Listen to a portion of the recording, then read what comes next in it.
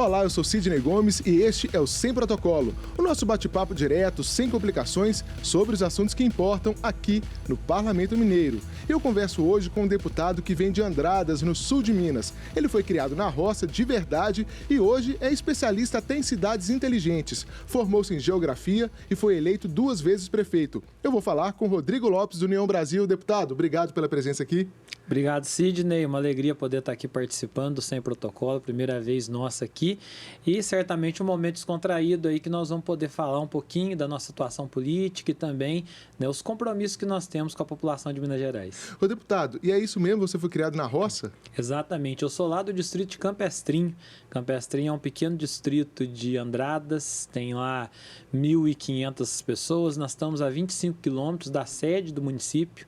Meu pai é o seu Oscar, minha mãe é a dona Nicinha, e eu fui criado, tenho uma irmã mais nova que eu, a Rosana, fui criado na roça, a partir da 5ª série, na época, né, hoje o 6º ano, eu fui estudar à noite e ajudar meu pai na lavoura e fui criado aí nessa vida. Como é que era a rotina? Ué, a gente sempre tinha, né, o pessoal da roça acorda cedo, né? Acorda cedo, né, o meu pai, até eu conto um fato gozado lá, que a gente trabalhava a 8 quilômetros de casa. A gente tinha um cavalo só, a gente usava o cavalo para trabalhar. Cavalo. Ia cavalo, só que era um cavalo só. Então meu pai levantava cedo e ia para a roça. Eu esperava minha mãe fazer o almoço, pegava, colocava lá na patrona de almoço que a gente falava, né? A marmita. Alcançava meu pai no meio do caminho, dava o cavalo para ele, acabava de chegar a pé, na volta a gente fazia o movimento inverso porque eu tinha que estudar. Meu pai nunca abriu mão que a gente estudasse. A gente trabalhava na época lá nos anos 95, 96, um adulto ganhava R$10 o dia de serviço, né? Eu ganhava 5, eu ganhava metade do dia do adulto. E fomos, né, fazendo aí essa luta. Em 1999 eu fui fazer o ensino médio, aí não tinha no distrito, eu tinha que ir toda noite para a cidade. Para Andradas. Para Andradas, 20 quilômetros toda noite, chegava em casa mais de meia-noite, mantendo a mesma rotina da roça. Terminei meu ensino médio em 2001, sem nenhuma perspectiva de conseguir fazer uma faculdade, mas era um grande sonho. Fiquei 4 anos só na roça. Em 2005 eu prestei o Enem, ganhei uma bolsa, aí fui fazer minha faculdade de geografia em Ouro Fino. Lá na faculdade ASMEC de Ouro Fino. Andradas e Ouro Fino são 2 cidades próximas, mas o acesso é por estrada de terra. Antes da gente chegar nessa questão da faculdade, o pessoal fala, quem é da zona rural, fala que essa vivência molda a personalidade, né? De que forma essa vivência na roça moldou sua personalidade? Olha, a roça nos ensina a simplicidade, né? O respeito às pessoas. Meu pai sempre foi uma pessoa... Meu pai é uma pessoa muito simples. Meu pai tem muito pouco estudo, minha mãe também, mas eles sempre nos criaram dentro de uma condição de saber respeitar as pessoas, né? Acaba que isso traz até um pouco de dificuldade, que a gente sempre aprendeu a chamar os mais velhos de senhor, aí tem muita gente que não gosta de ser chamado de senhor, de saber respeitar as pessoas e dentro desse processo como um todo, a gente tem a própria questão da religiosidade, né? Fomos sempre acostumados a ir na missa aos domingos, a ter, né, esse compromisso com a comunidade. Então são valores... Pedir para o santo chuva, para parar de chover. Exatamente. No período de seca, levar água para Água Santa Cruz, né? Importante, às vezes o pessoal, não sei se é tradição em todo o estado, na região nossa, quando morre alguém de acidente ou em algum lugar, o pessoal põe uma cruz lá. Acho que tem em todo o estado. E aí, no período que está muito seco, tem a tradição de levar água para jogar na cruz para chover, né? Então o pessoal lava o santo também para chover. Então tem algumas tradições que existem no estado, mas essa moldagem, né, tinha lá muito próximo meus avós, meus tios. Então a gente é uma família muito próxima, família de origem humilde, mas onde as tradições e o respeito sempre foi muito grande. Você falou que seu pai fez questão que você estudasse, fizesse faculdade.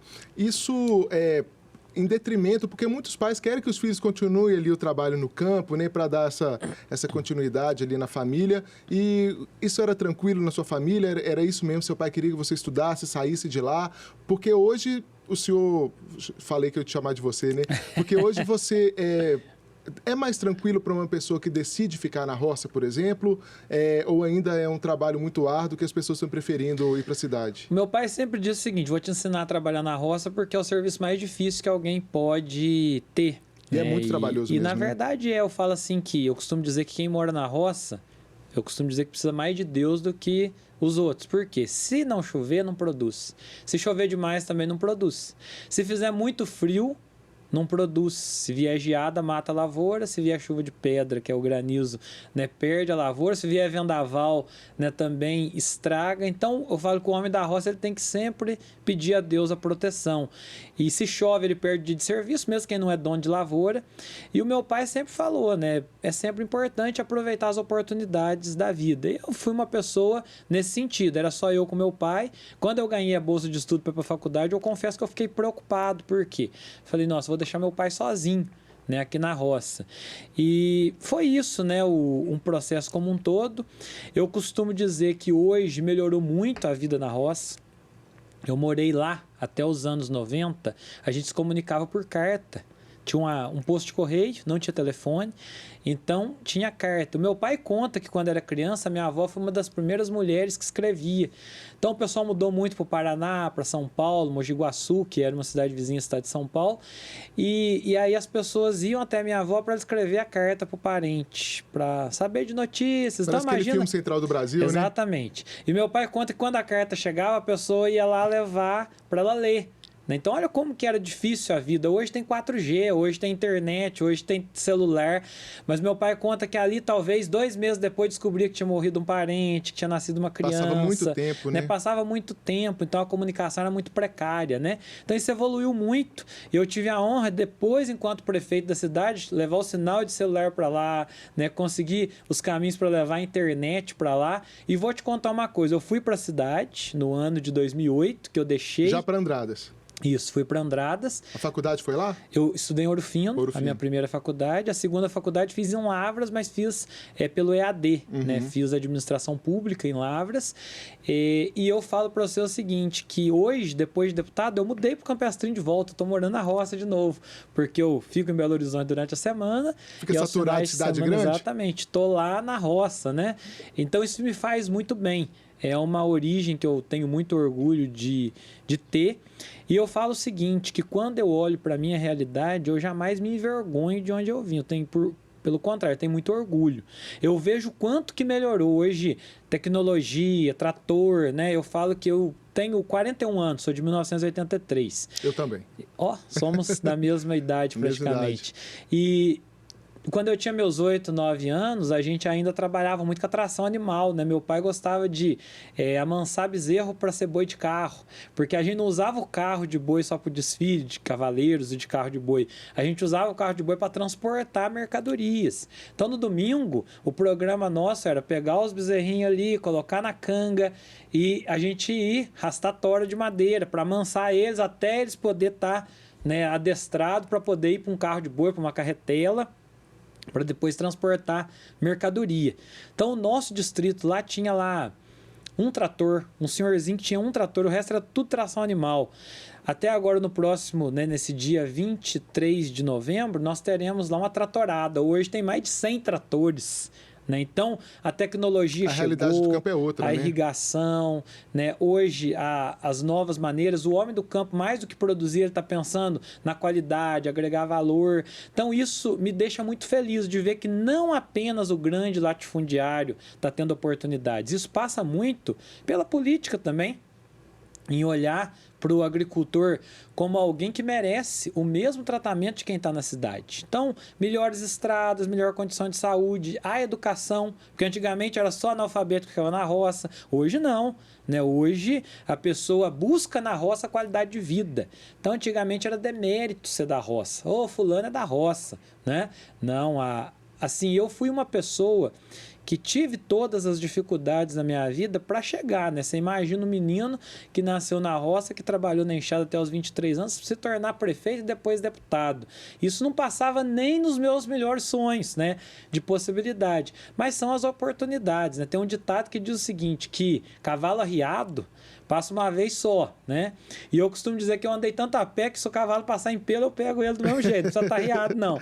Porque são as oportunidades que podem transformar a nossa vida. Ô, deputado, você optou na sua primeira graduação pela geografia.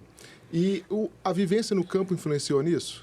Com certeza, né? Eu vim, né, do meio rural, onde ali é um constante aprendizado, né? O meu pai foi o professor no primeiro momento. Inclusive, quando eu falo assim, uma pessoa que não tinha estudo, ele tinha uma psicologia fantástica. Meu pai me ensinou a lidar com o não, né? Eu vejo hoje as terapias e todo o trabalho que existe dos psiquiatras, psicólogos, psicopedagogos. E o meu pai, com o terceiro ano do ensino fundamental, ele me ensinou tudo isso. E na roça a gente vai convivendo. Eu fui para a igreja, né? Sou católico, para a comunidade. E antes de ser professor, eu fui ser catequista, preparar os meninos ali para crisma, para a primeira Eucaristia. Então, isso despertou em mim. Pegou uma cancha ali de ser professor. Exatamente. Tinha um pouquinho desse dom, né? Fui para a faculdade, procurei, né, trabalhar. Enquanto ainda estudando, com 1 ano e pouco de faculdade, a prefeitura me chamou na época para ser estagiário de um projeto de escola integral. Aí eu fui para dentro de uma escola integral, eu estava fazendo geografia, mas eu fui dar aula de horta para as crianças, ensinar o plantio, cultivo. E ali você vai dimensionando, né? Você imagina, você põe 15 meninos dentro de uma horta, eles arrancam o pé de alface, eles pulam a cerca. E aí foi um sacrifício danado. Eu consegui fazer a primeira colheita de alface da horta, lá no Campestrino, dá conta dessa história. Aí, né, no dia que a gente fez, mas é muito para merenda, falei, nós vamos vender. Aí organizamos, um para cuidar do dinheiro, o outro para levar ali a alface. Terminou, nós fizemos um dinheirinho. Aí os meninos falaram assim, e aí, o que nós vamos fazer com esse dinheiro? Eu falei, agora nós vamos no bar, vamos comprar doce para todo mundo, né? Aí compramos doce para eles lá, aí eles começaram a entender a importância de cuidar da horta, né? Que se cuidasse da horta. E o valor do trabalho, né? Exatamente. A partir daí eu não tive mais problema com a horta. Aí eles começaram a entender que se a gente, né, tivesse ali esse aprendizado, a gente ia ter uma compensação lá na frente. Depois eu fui dar aula no estado por um curto período de tempo. Eu dei aula no estado, depois me tornei professor efetivo do estado de Minas Gerais e depois fui trabalhar na Câmara Municipal de Andradas, já no ano de 2008, final de 2008.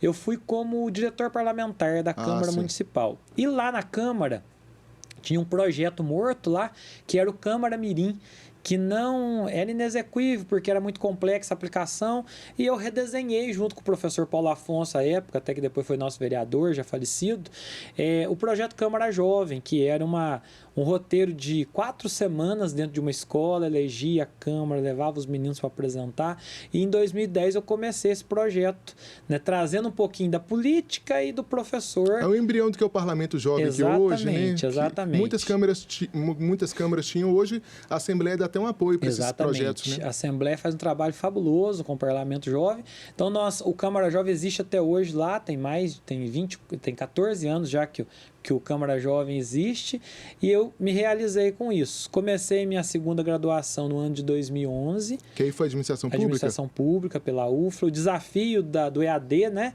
Que muitas pessoas falam, a educação de distância não tem qualidade. Ela é muito mais difícil, você tem que ter muito mais disciplina. No meio da minha faculdade, surgiu a possibilidade de eu ser candidato a prefeito. E assim, um histórico complicado. Fazia 4 anos que eu tinha ido da roça para a cidade. Né? Eu não era conhecido, não era família tradicional, não era casado. Como é que foi essa transição da roça para a cidade? O senhor é especialista ali no campo e hoje fala até de cidades inteligentes. Como é que foi essa virada? O que foi essa virada? Eu fui para a associação de moradores do meu distrito, começar a cuidar da realidade lá. Qual era o tamanho do distrito? Qual a população? Lá tem 1.500 habitantes, tem 900 votos lá no distrito.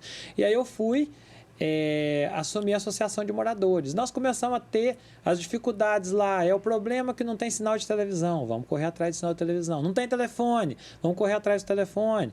O governo federal lançou um programa de combate à fome. Minas Gerais colocou Minas Sem Fome. A associação foi lá, se organizou, recebeu semente, recebeu adubo, começou a trabalhar isso com os produtores. Mas nosso produtor agora, ele está sem capacitação. Aí nós corremos com a associação, o sindicato do município estava desatualizado, nós fizemos uma parceria com o Senar, levamos o curso de capacitação, 2008, 2009 foi o município que mais teve curso de capacitação do Senar, e essa relação minha, né, com as organizações me levou aí para a cidade. Na cidade fui trabalhar no Conselho de Assistência Social, trabalhei por 10 meses no Conselho e depois fui convidado para a Câmara Municipal. E ali dentro da Câmara, porque eu sou muito intenso naquilo que eu vou fazer, então eu fui lá aprender todo o funcionamento do Legislativo. Então de 2009 a 2012, eu participei de todas as sessões da Câmara, sentado na cadeira, ouvindo os vereadores. E aí, nesse momento, eu vou para a minha faculdade de administração pública, nesse período, e a gente não tinha, o grupo político na época não tinha um nome para ser candidato a prefeito, e eu acabei me habilitando, né? Como eu falei, vindo da roça, sem sobrenome político, solteiro, a cidade nunca tinha elegido ninguém que não fosse casado, até, né, por uma questão mais novo, tradicional. Né? Com 28 anos candidato, fui eleito com 29. E fui à luta, ganhamos a eleição lá na época com 62% no cenário de 4 candidatos. Então, sua primeira eleição foi para prefeito, não foi nem passou pela vereança? Não fui vereador. Aí me tornei prefeito, um grande desafio que foi, né, fazer a reorganização do município naquele momento. Trabalhamos aí intensamente, tentando organizar e sempre pautando aí. Como eu estava fazendo administração pública, eu foquei na questão do planejamento. E a gente começou a administração numa cidade que comprava sem os empenhos de compra, que é uma norma legal, que era bastante desorganizada. Então, para você fazer a estrutura começar a girar da maneira correta, é um grande desafio, porque você tem lá 1.200 colaboradores, né? E muita gente acostumada naquele ritmo. E eu fui abraçado pelos servidores, né? Na primeira eleição eu tive voto aí de 30%, na minha reeleição eu tive 90% dos servidores comigo. E sendo às vezes duro, rígido, mas procurando fazer o que é melhor. E aí fui para essa reeleição, dentro de um processo difícil, fui no cenário de 3 candidatos, fui reeleito com 76% dos votos. É muita coisa, em 2016, né? Exatamente. E aí, nesse segundo mandato, eu me integrei, né, já vinha integrado no primeiro mandato na Associação Mineira de Municípios.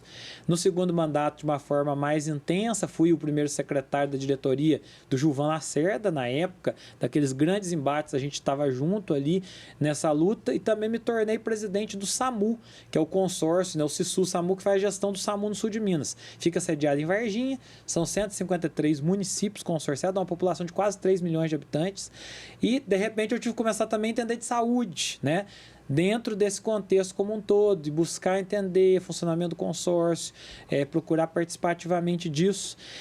E as cidades inteligentes passaram aí, através da Grazi Carvalho, enquanto eu ainda era prefeito da cidade, de um projeto de planejamento. Grazi Carvalho hoje é a grande referência aqui da América Latina em cidades inteligentes. Ela é doutora na área.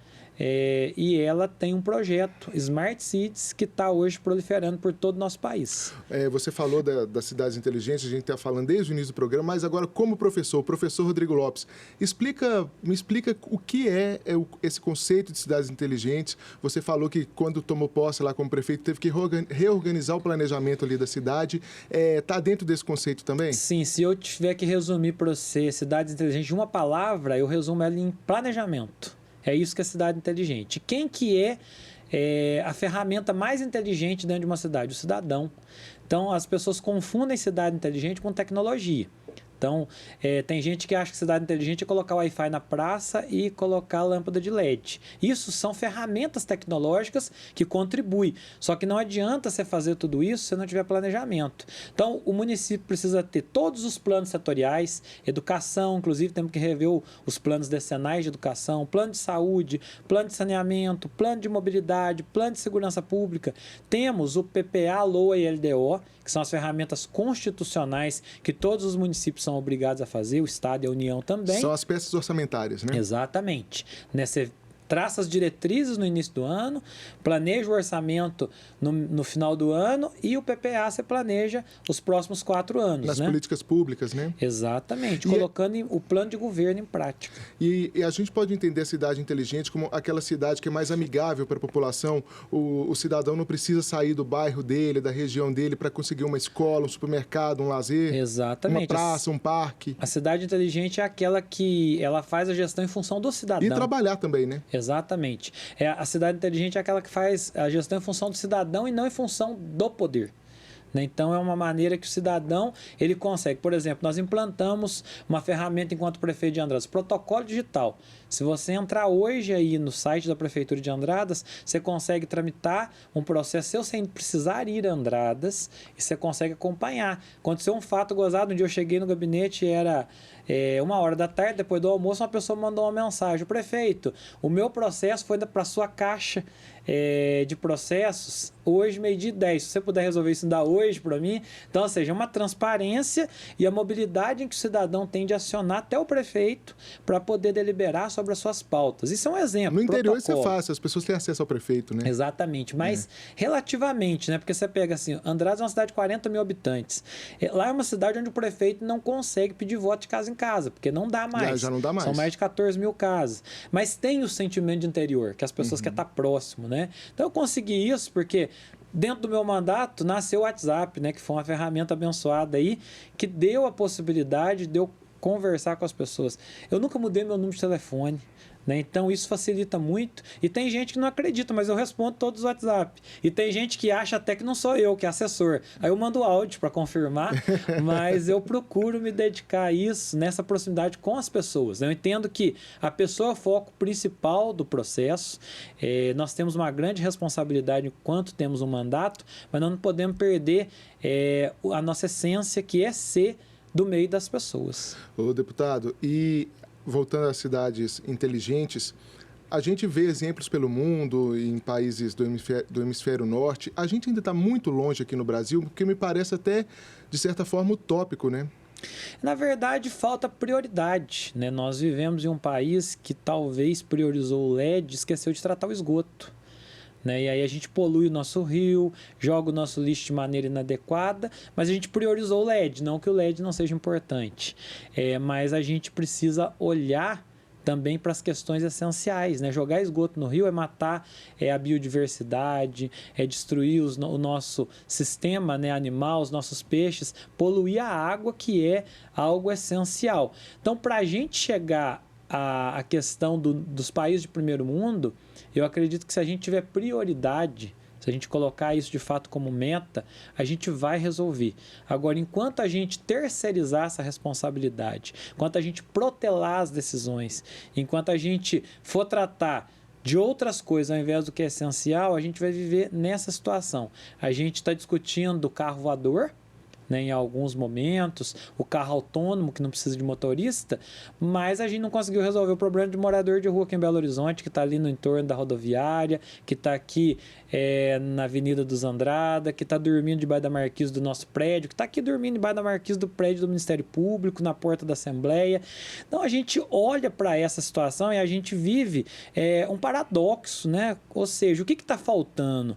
Eu entendo que está faltando sensibilidade e a gente começar a olhar para o mesmo foco. É possível resolver esses problemas, mas uma pessoa sozinha, um poder sozinho, um político sozinho não vai resolver. Pois é, por falar nesse trabalho de parceria, em que o Parlamento Mineiro, aqui a Assembleia, pode ajudar nessa questão das cidades inteligentes? Porque a gente fica com a sensação de que é uma coisa mais municipal, né? Mas no que o poder público estadual pode entrar? Sim, o Parlamento já ajudou. Nós entramos aí com um projeto no ano de 2023, que é o Minas Inteligente, que foi anexado a um projeto da deputada Ale Portela. Na época, a deputada contemplou toda a redação do projeto que a gente tinha e hoje é um projeto, é uma lei estadual, que ela pressupõe que os municípios possam aderir. Ela tem as diretrizes gerais do que é cidades inteligentes e ela vai criar, inclusive, um portfólio das boas práticas para que isso seja replicado, que o município fez, que deu certo, para o outro não ter que inventar, né, para o outro já pegar aquilo e colocar em prática.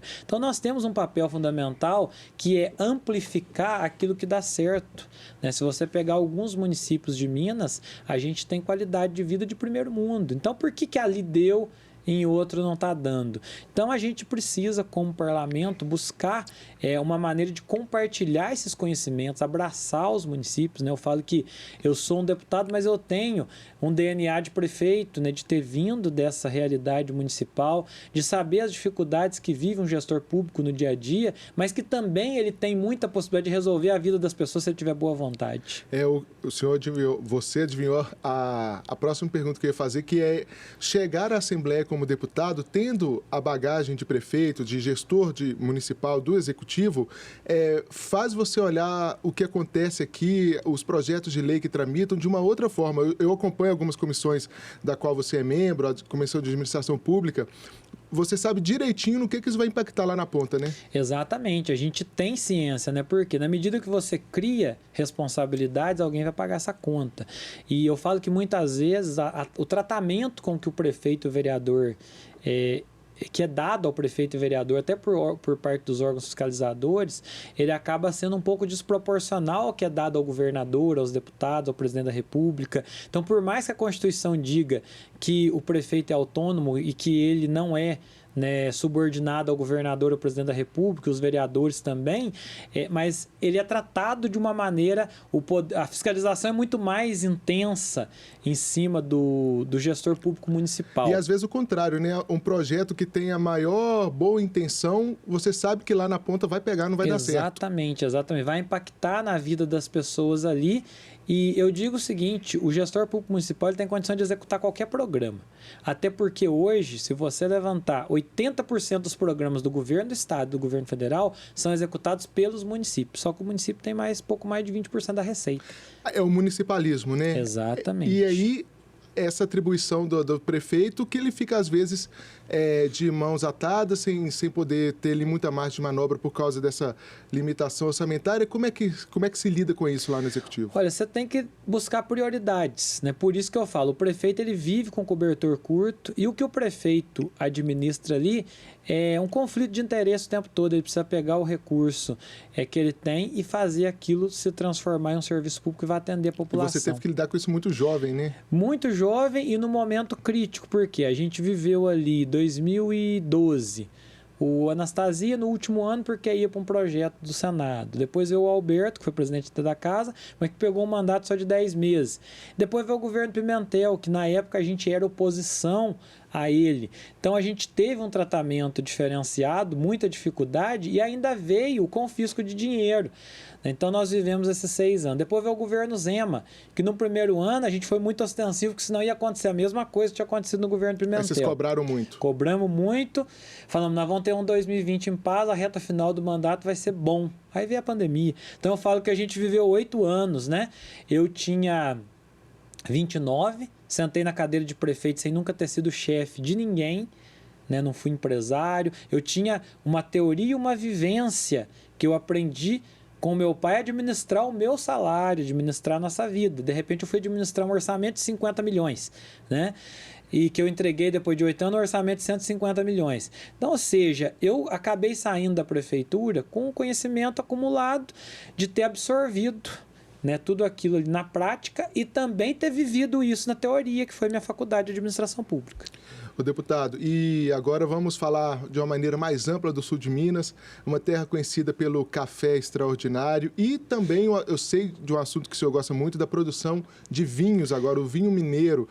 Antes de mais nada, o senhor prefere vinho seco ou aquele vinho mais doce de mesa? Não, eu sou do vinho seco e o vinho de inverno, principalmente aí um Tempranillo, um Syrah, um Cabernet Sauvignon, né? São vinhos muito bons. E como é que está, o senhor, é um tema caro aqui para você na Assembleia, essa questão do vinho mineiro. Como que surgiu essa produção aqui em Minas Gerais, que agora está brotando aí, aparecendo? Bom, primeiro é importante destacar que a gente sempre volta a Andradas, né? Lá foi o berço do vinho de Minas Gerais, que começou ainda com Coronel Oliveira, na Mas época foi por quê? Questão de clima, solo? Não, ele era um português e ele implantou lá a uva Jacques. Depois, aliado a isso, nós tivemos no período fim da escravidão a vinda dos italianos, né? Os imigrantes italianos que se concentraram em São João da Boa Vista, que é uma cidade de São Paulo, ali na divisa.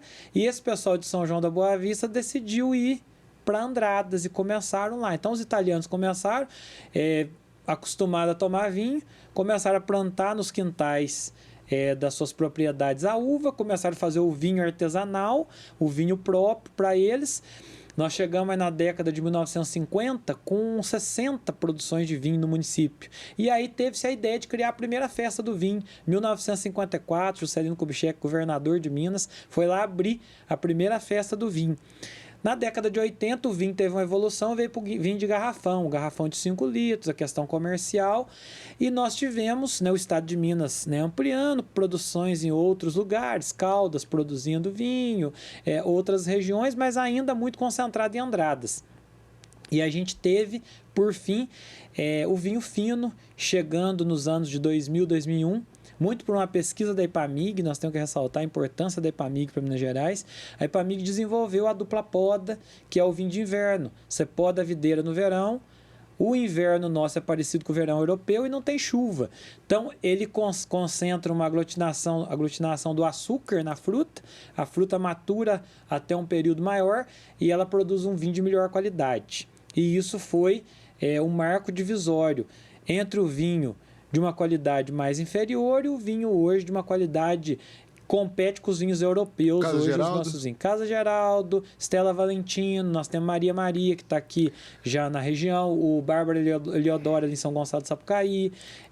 E a gente está evoluindo. Hoje tem vinho praticamente no estado todo. Nós temos várias regiões, Capitólio, Patrocínio, Alto Paranaíba, Araxá produz vinho. Então, assim, todos isso em incubadoras hoje produzidas dentro da Ipamig lá em Caldas. E é um mercado muito competitivo, né, deputado? Porque além de competir com os estrangeiros, tem a produção de outros estados aqui, do Rio Grande do Sul. E como é que fica a questão tributária? Então, Minas tá prejudicando o Minas produtor? está pecando muito na tributação porque tem a substituição tributária. Como que funciona a substituição tributária? Além do ICMS que incide sobre as bebidas alcoólicas, que no caso de Minas chegou a 27%, porque era 25%, teve mais os 2% ano passado dos produtos supérfluos considerados, ainda tem 22%, que é o imposto que é cobrado lá na fonte onde produz, no caso do vinho é um fator, que depois é abatido quando ele é vendido no supermercado. Mas então o produtor de vinho hoje, ele está recolhendo 49% de imposto. Então isso tem viabilizado. Aí você pega todos os estados aboliram a substituição tributária. São Paulo, além de abolir a substituição tributária, baixou o ICMS para 12%. E em Minas está duplicado. Em Minas está duplicado. Aí você tem Espírito Santo do Pinhal, que é uma cidade do tamanho de Andradas, vizinha ali, que tem hoje 30 grandes projetos de investidores de todas as partes do Brasil, porque é o mesmo terroir nosso, que é o terroir vulcânico, da região de Poços de Caldas, tem a mesma característica climática da micro-região de Poços de Caldas e está numa área de tributação menor. Ou seja, Minas Gerais tem priorizado tributar muito de pouco e São Paulo decidiu tributar pouco de muito. E é isso que nós estamos tentando construir com o governo do estado, através da Ipamig, através do Investe Minas, através da Secretaria de Fazenda, Secretaria de Agricultura, do próprio vice-governador, de fazer compreender que a Ipamig é a mãe do projeto de vinho de inverno. E nós estamos deixando esse projeto ser paternalizado por outros estados, com a nossa pesquisa, porque nós não estamos sabendo aproveitar isso. E na reforma tributária, a nova que está tramitando no Congresso, está tributando o vinho também de maneira duplicada, não está? Isso, continua ainda. É óbvio que isso ainda depende de regulamentação, né? E é o grande debate que nós vamos ter que fazer aqui. E às vezes eu tenho desvantagem, né? Porque eu defendo uma cadeia produtiva de vinho, tem outros deputados aqui que são bons consumidores de vinho, que também nos ajudam a defender, mas acaba que, por exemplo, quando o deputado Noraldino vem aqui defender a causa animal, isso é uma questão de maior sensibilidade. Então a gente conseguiu, na época... É quase impossível ser contra, né? Tem animal em todas as casas, Sim. né? Agora, quando você fala de vinho, quantos municípios produzem, quantos produtores tem, quantos deputados defendem, né? Então acaba sendo uma causa que... A ração conseguiu uma tributação especial, né? Conseguiu. E o vinho a gente não conseguiu. E lógico que a gente tem que respeitar. E quando se a gente fala para um protetor, né, isso a gente pode ser até mal interpretado, até porque são coisas totalmente diferentes. Sim. Então a ração é muito importante para toda a questão animal. Mas se você for conversar com muita gente, o vinho é essencial da também, mesma né? forma que o vinho, né, é um produto de consumo no dia a dia, mas ele é essencial lá para o produtor que vive daquilo, que tem a cadeia produtiva. Então sempre todo mundo tem a razão. E o parlamento é isso, né? Exatamente. Eu costumo dizer o seguinte, né, que o ideal seria que a gente concebesse o vinho como alimento. E eu falo que as nossas leis, elas contrariam até a própria lei divina, né? Porque Jesus falou que o vinho é para ser tomado como alimento. E... É o pão e o vinho, né? Exatamente. Os homens vieram e colocaram o vinho como bebida alcoólica, né? Então nós precisamos rever, porque nós estamos contrariando uma lei divina. Mas, assim, né, brincadeiras à parte, é uma pauta importante. Você falando do café, Minas Gerais é o maior produtor de café do Brasil, por consequência, o estado que mais produz café no mundo, né? Porque há uma concentração, e o sul de Minas hoje, concentrado nisso, pelo clima, pelo terroir, mais uma vez. Os cafés nossos são de excelente qualidade, né? O café ele é discriminado pela pontuação. Você consegue, de maneira muito fácil, nas áreas de serra, no sul de Minas, produzir um café acima de 80 pontos. Nós tivemos um café da região aí que foi premiado no concurso da Emater ano passado com 92 pontos. Então, café de extrema qualidade. E eu falo assim, o café é igual ao vinho. O pessoal fala assim, o café sem açúcar. Você consegue perfeitamente tomar um café de boa qualidade sem açúcar. O café de má qualidade você tem que adoçar ele, porque aí você não está tomando café, provavelmente você está tomando casca de café, você está tomando milho, você está tomando alguma outra coisa. Agora, quando você está tomando café de fato, é como você tomar um vinho seco. Deputado, nosso tempo acabou, o papo foi bom aqui, e eu falo que é bom ter deputados aqui, parlamentares, professores, que chegam aqui e explicam tudo direitinho pra gente. Ainda mais professor de geografia, que é sempre um professor muito querido dos alunos, né? Sim, imagina, bondade sua aí, nós estamos sempre à disposição, né? O nosso mandato segue aqui nesse parlamento, um grande orgulho fazer parte da Assembleia, parabenizar o nosso presidente, né, por esse programa, esse espaço, né, sem protocolo, saindo da formalidade do parlamento e vindo falar um pouquinho da nossa vida, porque todo deputado é um ser humano, né? Nós não somos uma figura aqui criada, mas nós viemos do meio do povo, a gente tem uma história e é muito importante partilhar essa história com a população. Obrigado, deputado. Imagina. E você assiste ao Sem Protocolo na TV Assembleia, pela TV aberta ou pelo streaming. O nosso videocast está disponível no YouTube e no seu tocador de podcast favorito. Não tem desculpa para ficar de fora. A direção do Sem Protocolo é de Érica Araújo, a produção desse episódio de Helena Câmara, áudio Eduardo Marinho e edição de Vitor Caldas. Até o próximo.